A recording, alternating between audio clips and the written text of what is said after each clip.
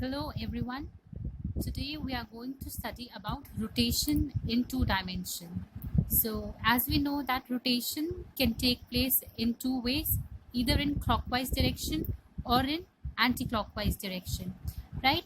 So here suppose we have a point P with coordinates xy which is making an angle theta with x-axis, and the distance between the point P and the origin is r. So we can represent our coordinates x and y with the help of this angle as x equals to r dot cos theta and y equals to r dot sin theta. So these are the two ways in which we can find out our coordinates when an angle is given.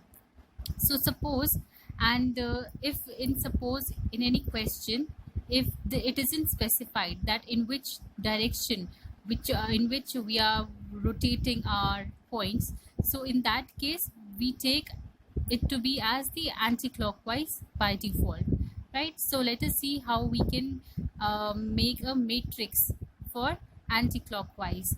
So in this we can say that it makes as cos theta sin theta 0 minus sin theta cos theta 0 and 0 0 1.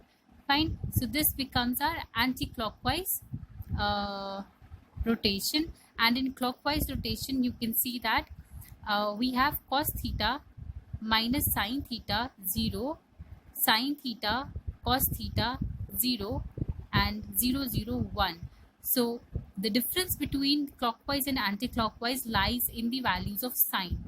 Here this was minus sin theta, but here it is positive sin theta, and their position interchanges with each other. Fine. So if we want to find out the new coordinates of the point after rotation, so how can we calculate them? So the new object coordinate is equal to previous coordinates into rotation transformation homogeneous matrix. So which means these.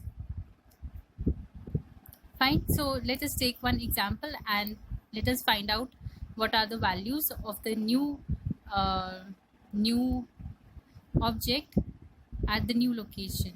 Suppose we have performed a 45-degree rotation of a triangle A with coordinates 0 0, B 1 1, C 5 2 and about the origin. So here we have ABC given, and these are the coordinates which we have written over here. And to make the matrix of rotation, we know that the theta over here given is 45 degree, so we write it down as r45. And even over here, like, it isn't specified whether we are moving in clockwise direction or anti-clockwise. So when nothing is specified, we will consider it to be as anti-clockwise. So here we take our formula matrix as cos 45 sin 45 0 minus sin 45 cos 45 0 0 0 1, and we find out the values of cos 45 sin 45 as we do it in trigonometry. So cos 45 is under root 2 by 2 and sin 45 is also under root 2 by 2 0 minus under root 2 by 2 under root 2 by 2 0 0 0 1. Right. So this is the only part where we have find out our rotation matrix. So what is our complete answer? Over here we can see that to find the A dash, B dash, C dash, these are the new coordinates at the new location.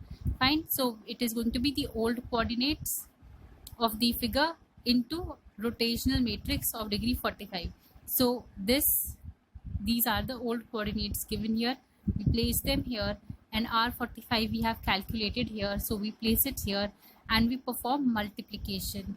The simple matrix multiplication, as we know, we multiply this row with this column, again this row with this column, and this row and this column, and we get our output to be something like this. After solving, we get our output as this, and finally we add all these values and we get our matrix of the at new location to be this, which is again this has been transformed like this, and then over here we have our final answer, which is a dash b dash c dash equals to abc into r45. So this was calculated, and final result is over here 0 0 1 0 under root 2 1 3 under root 2 by 2 7 under root 2 by 2 and 1. So here are our coordinates of the new location: 0 0 0 under root 2, from here 0 under root 2, and c is 3 under root 2 by 2 and 7 under root 2 by 2. So this is how we can do our rotation at origin. In our next lecture, I will teach you how we can do rotation with the help of a particular point, right?